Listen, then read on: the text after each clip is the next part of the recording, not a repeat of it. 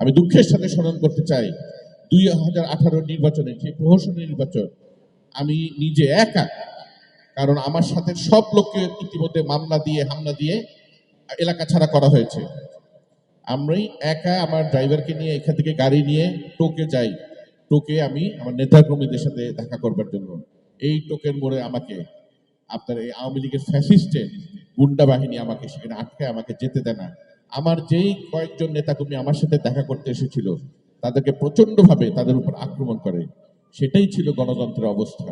আমরা কি আবার সেই জায়গায় ফিরে যেতে চাই, নাকি আমরা আমাদের ভোটের অধিকার ঠিক মতো রাখতে চাই, অধিকার প্রয়োগ করতে চাই?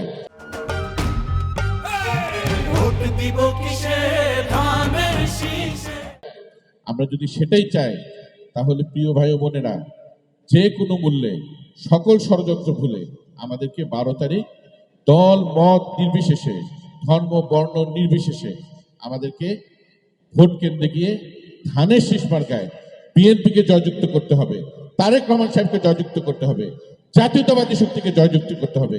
কেননা ইনশাল্লাহ সামনে বিএনপি সরকার গঠন করবে। আপনাদের বিপুল সমর্থন, আপনাদের ভোট নিয়ে বিপুল সমর্থনে বিএনপি ইনশাল্লাহ আপনার সংসদে যাবে এবং সরকার গঠন করবে।